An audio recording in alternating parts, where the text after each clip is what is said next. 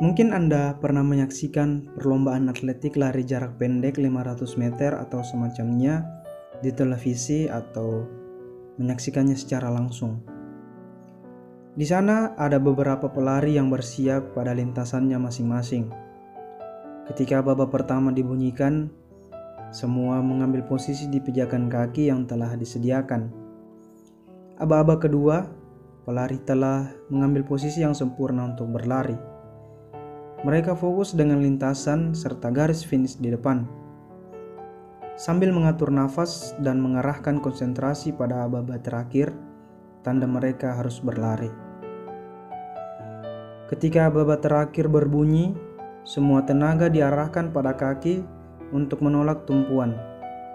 Hal ini dilakukan agar semua pelari dapat meluncur dengan baik dan sempurna. Ketika sedang berlari, mereka juga mengatur nafas, berlari dengan ritme yang lincah dan menggunakan teknik yang telah ia latihkan atau pelajari. Semua itu dilakukan untuk sampai pada garis finish. Ilustrasi di atas bisa membawa kita memahami dan merenungkan sabda Tuhan hari ini. Bacaan hari ini berbicara tentang pemberitahuan Yesus mengenai kedatangan kerajaan Allah. Tuhan Yesus memberikan dua contoh sikap yang perlu dibangun dalam menantikan kerajaan Allah. Ini didasarkan dari kisah dalam Perjanjian Lama yang bagi kita mungkin sudah sangat familiar. Kisah tersebut adalah kisah Nabi Nuh dan kisah Lot yang diselamatkan Tuhan. Sikap pertama yang ditunjukkan dalam kisah Nabi Nuh adalah sikap kesiapsediaan.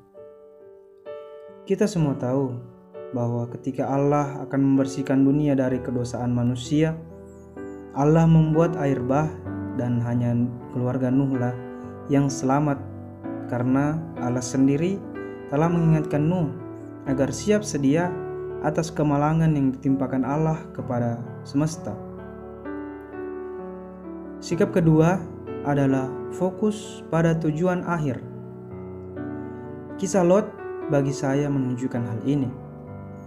Ketika Lot dan keluarganya diselamatkan dari kehancuran Sodom dan Gomora, Allah melalui malaikatnya telah memberitahukan agar jangan sekali-kali menoleh ke belakang dalam pelarian mereka. Namun apa yang terjadi? Istri Lot menoleh ke belakang dan akhirnya ia menjadi tiang garam. Pelari yang saya contohkan di atas telah memenuhi kedua sikap ini. Mereka selalu siap sedia mendengarkan aba-aba untuk berlari. Dan ketika mereka sedang berlari, tidak sekalipun mereka menoleh ke belakang. Mereka fokus pada lintasan dan garis finish yang ada di depan mereka. Apa yang dilakukan oleh para atlet lari ini nampaknya menjadi contoh bagi kita bagaimana menghadapi kedatangan kerajaan Allah. Tentu saja, ada begitu banyak hal yang perlu kita siapkan untuk menantikan kerajaan Allah. Namun, ada satu hal yang paling utama di mana kita harus mempersiapkan hal ini dengan sangat matang, yaitu iman yang penuh akan Tuhan Yesus sebagai penyelamat kita. Kita harus fokus dalam setiap karya dan panggilan kita masing-masing. Fokus dalam doa, fokus dalam interaksi kita dengan sesama, dan masih banyak hal lagi yang bisa kita lakukan. Semoga Injil hari ini membantu kita mempersiapkan kedatangan kerajaan Allah itu. Tuhan Yesus memberkati kita. Amin.